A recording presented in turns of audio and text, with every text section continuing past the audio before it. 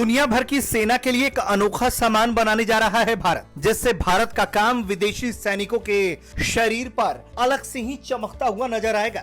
जी, झारखंड के गोड्डा के हुनरमंद अब मेटेलिक थ्रेड की कारीगरी से अमेरिका, इंग्लैंड समेत देश दुनिया के अन्य देशों की सेना की वर्दी सजाने वाले हैं।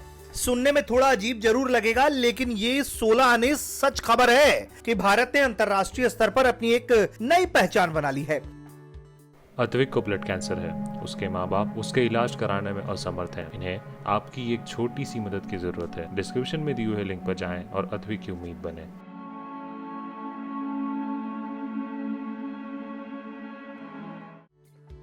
झारखंड के गोड्डा जिले के रेस्बा गांव में केंद्र की स्फूर्ति योजना के तहत देश के पहले एम्ब्रॉयडरी केंद्र की शुरुआत की गई है। यहाँ बैज और एम्ब्रॉयडरी दोनों का प्रोडक्शन होगा। केंद्र सरकार की ओर से बनाए गए क्लस्टर की एक कंपनी यहाँ से एम्ब्रॉयडरी और अन्य उत्पादों का निर्यात करने की तैयारी कर रही है। भारत सरकार के लघु और कुटीर उद्योग मंत्रालय की ओर से इन कारीगरों के स्किल को गाँव में ही बढ़ाने की शुरुआत हो चुकी है।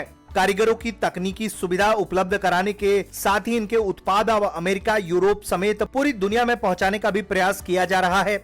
पहले इन कारीगरों के उत्पाद को बिचौलिए औने पौने दाम पर खरीदकर बाहर के बाजार में महंगी कीमत पर बेच दिया करते थे। अब बिचौलियों की जगह देश दुनिया के बाजारों में उपलब्ध कराने के उद्देश्य से रेस्बा गांव में क्लस्टर बनाने का फैसला हुआ और एक सेंटर का भूमि पूजन किया गया। गिरमेटिया मजदूरों की तर्ज पर दिल्ली और दूसरी जगहों पर कमाने गए गांव के लोगों ने पहले एम्ब्रॉयडरी सीखी। वक्त के साथ ये अपने गांव लौट आए, लेकिन इस कला को नहीं भूला। बन रहे कॉमन फैसिलिटी सेंटर और शिल्पकारों के नोडल ऑफिसर सुशील बरियार ने बताया, सेंटर बनने से शिल्पकारों की घर वापसी होगी। जो बाहर महानगरों में हैं, वो वापस गाँव आएंगे। खेती गृहस्थी भी बढ़ेगी और आमदनी भी बढ़ेगी। अभी हम लोगों ने भारत सरकार से कहा है कि विदिन 6 मंथ्स हम लोग ये सारा निर्माण करा करके इसको कार्यरत करें। इसमें जो एप्लीकेंट है, यहाँ से स्पेशल पर्पस व्हीकल जो बना है, यहाँ की एक कंपनी है। क्या कंपनी नाम है इसका? Tri badge and embroidery producer company, ये यहाँ की प्रोड्यूसर कंपनी है। इसमें जो मेंबरान है और जो इसके ऑफिसर्स हैं, ये इन्हीं के लिए अभी ये योजना बनाई गई है। ये करीब 250 से ऊपर लोग हैं इसमें।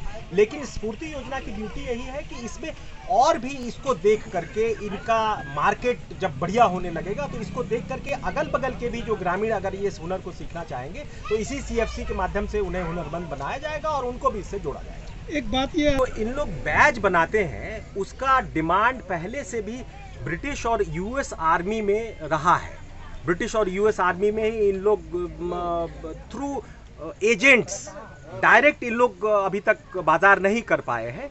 तो अब जब स्फूर्ति क्लस्टर में ये जो सैंक्शन इनको हो रहा है, इसमें हमें उम्मीद है कि ये सीधे अंतर्राष्ट्रीय बायर्स को अपना सामान बेच पाएंगे। बसंत राय के रेस्बा गांव में करीब 2 करोड़ 36 लाख की लागत से क्लस्टर बनाया जा रहा है। इसमें 90% योगदान केंद्र और 10% राज्य का होगा। इस 10% में भी आधा राज्य और आधा स्थानीय शिल्पकार वहन करेंगे। अब वो दिन दूर नहीं जब गोड्डा के एक बेहद गुमनाम के गांव के उत्पाद की धूम पूरी दुनिया में मचेगी।